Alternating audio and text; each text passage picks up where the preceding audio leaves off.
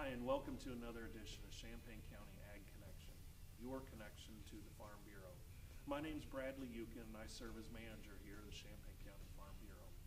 In this episode, I'd like to talk a little bit less about upcoming meetings and events, and I want to talk to you about an issue that's important to our organization, both on the state and local level. It's called the Independent Map Amendment. The Independent Map Amendment will change the way that we do redistricting here in the state of Illinois. For those of you who may not be familiar with it, every 10 years, the Illinois legislature is redistricted using and is done by the party that is in control of the House and Senate. Draw these maps and determine what the new districts will look like. In the past, both parties have been guilty of gerrymandering, drawing maps that are uncompetitive, etc. The Illinois Farm Bureau and a group of others want to make sure that that changes as we move forward in an effort to make Illinois government better than what we have had in the past. Now, the Map Commission, in order to get the map amendment onto the ballot, the group that is leading this would like to see 600,000 signatures collected throughout the state of Illinois. Now, it doesn't necessarily take 600,000 signatures to get it on the ballot, but that number does allow for a cushion, because there will most likely be challenges to these petitions that are collected. Unfortunately, some individuals may sign a petition twice. Those type of things will be thrown out. And so there is a cushion built in. As of just a few weeks ago, the group had just over 300,000 signatures collected, so they're halfway to their goal. That does not, though, mean that we still do not need your help in collecting signatures. To give a little bit more detail on what actually is in this amendment, I have 5 points that I want to cover you that is generally a summary of the actual amendment. First of all, a nonpartisan, independent commission will be responsible for drawing the legislative districts.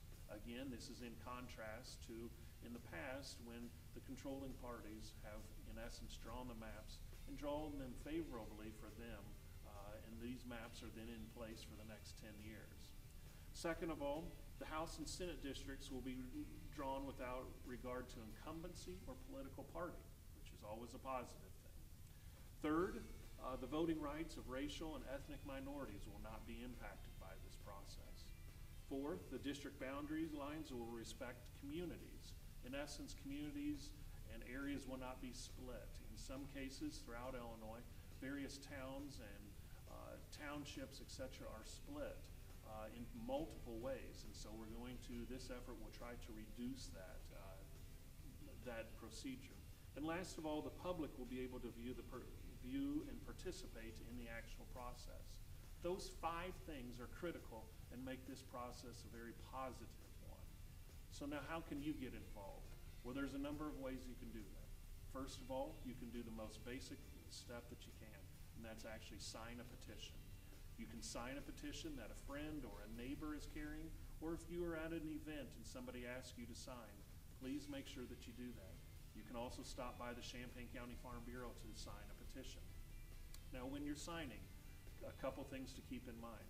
One, you need to sign your signature as it appears on your voter registration card. That's critical. And the same goes for your address. Your address that you list on the petition should be how it is on your voter registration card. If you don't have a registration card or don't know where yours is at, you need to contact the county clerk's office and they can help you, or you can log on to the county clerk's website and look up your information there so that you can sign your petition accurately. Second of all, you can carry petitions. That would be a huge help. There is only 10 lines on each petition, so we're not asking you to collect 50 or 100 signatures, though that would be helpful. But 10 is how many are on each page. Now, if you're going to do that, you're more than welcome to print them off online, and I'll give you a website to go to before we're done today. Or you can stop by the office where we have the petitions copied and ready for you to pick up and take with you. One key aspect that I would point out, though, is that if you are carrying your petition, you need to make sure that both the front and back are on a single sheet of paper. You cannot have how the ballot would appear or how the question would appear on the ballot and people's signatures on 2 separate sheets of paper. Again, it must be on a single sheet of paper.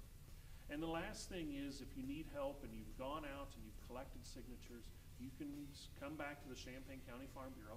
In fact, we would encourage you to. We have a notary service here at the office, free of charge. We will notarize these, and you can leave your petitions here. We'll mail them in for you and get them turned in. Again, this is a major effort for the Champaign County Farm Bureau, and again, it is supported by the Illinois Farm Bureau. Now, the last question you may have is, what is the deadline? The Illinois Farm Bureau has set their action request deadline for December 15th, so we've got approximately 45 days to do this. And so again, if you've not signed, if you want to help out, please contact us at the office, or you can go on to the website www.mapamendment.org and get all the information as well. Again, the MAP amendment is a very important issue to us in agriculture, us as voters in the state of Illinois, and something that is critical that we put our efforts into over the next 45 days or so. Thank you for joining us, and we hope that you help us out on this effort. And until next time, thank you.